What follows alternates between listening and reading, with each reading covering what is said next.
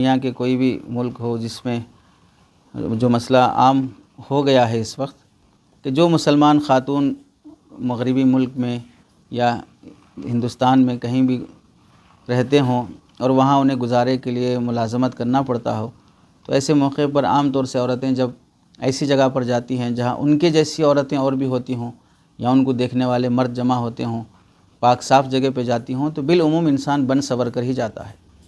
تو ایسی آفس جانے والی عورتوں کا کاجل لگا کر، بہوؤں کے بال صاف کر کے، میک اپ کر کے، خوشبو لگا کر آفس جانا حصول معاش کے لیے جائز ہے یا نہیں ہے؟ جیسے اسکول پڑھانے جانا ہے، کالج پڑھانے جانا ہے، آفس جانا ہے، کمپنی جانا ہے، تو ظاہر سی بات ہے ایسے نہیں جاتے جیسے گھروں میں رہتی ہیں۔ گھروں میں عام طور سے نائٹی پہنی رہتی ہیں، بال بکھرے رہتے ہیں، چہرہ اور نارمل حالت میں جیسا رہتا ہے، اپنے آپ کو دیکھ لو ان کو سمجھنے کے لیے، جیسے تم پڑے رہتے ہو کیسے رہتے ویسے رہتے۔ ہر آدمی باہر جانا ہے تو بنتا سنورتا ہے، گھر میں رہتا ہے تو کون بنتا سنورتا ہے؟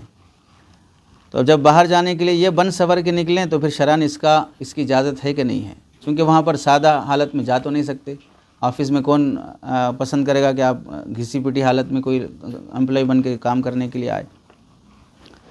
ایسے ہی ہم بھی دیکھ لیں بھئی، اساتذہ پڑھانے کے لیے آتے ہوں کوئی بھی ہوں تو تھوڑی اچھی حالت میں ہی آتے ہیں، تو خراب حالت میں آئے، لنگی بنیان پہن کے آئے مول صاحب پڑھانے واسطے تو کون پسند کرے گا؟ کوئی بھی نہیں چاہتا، تو اچھی حالت میں ہی آتے ہیں۔ تو عورتوں کا اس طرح بن سنور کے آنا شرعاً کیسا ہے جاب کی خاطر؟ تو پہلی بات تو یہی ہے کہ عورتوں کو جاب کرنے کی ضرورت کیا ہے، وہ بنیاد پہلے رہے گی کہ جاب کی خاطر باہر نکلنا بلا وجہ کے جائز نہیں ہے، چونکہ ان کا سارا نان نفقہ وہ مردوں کے ذمہ ہے، عورتوں کے ذمہ، خود ان کے ذمہ ہے ہی نہیں۔ تو پہلا سوال کا پہلا جزیہ یہی رہے گا کہ جاب کی ضرورت کیا ہے۔ بلا ضرورت اگر جاب کر رہی ہے عورت تو وہ خود ایک ناجائز ہے، اس کے لیے نکلنا جائز نہیں ہے۔ البتہ جب ضرورت کی بنیاد پر نکل رہی ہے اور شریعت نے اسے اجازت دی ہے، ویسی مجبوری ہے، تو پھر شریعت نے مسلمان خاتون کے لیے گھر سے باہر نکلنے کے لیے جب جائز قرار دیا ہے تو اس کے لیے شرائط بھی رکھے ہیں۔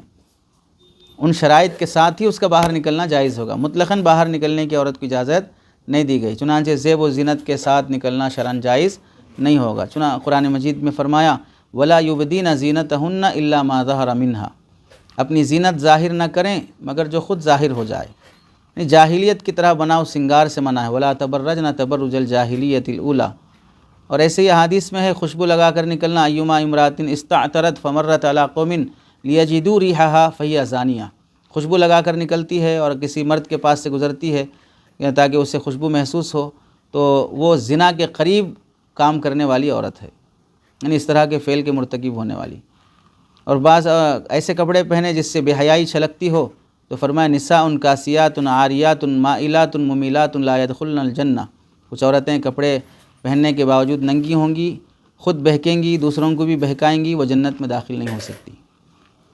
اور تبرج الجاہلیہ کے تحت میں لکھا ہے فقہا نے التبرج اظہار الزینت للاجانب، اجنبیوں کو اپنی زینت دکھانا، اپنے حسن کو دکھانا۔ تو نامحرم کے سامنے ایسا میک اپ کرنا جس سے کشش پیدا ہو، خوشبو آئے، جاذب نظر لباس پہننا، یہ سب چیزیں جائز نہیں ہیں۔ تو لہٰذا سادہ لباس، غیر نمایاں صفائی اور ہلکی پھلکی سی تیاری، مکمل پردہ، اس طرح سے جانے کی اجازت رہے گی، اس کے بغیر جانے کی اجازت نہیں رہے گی۔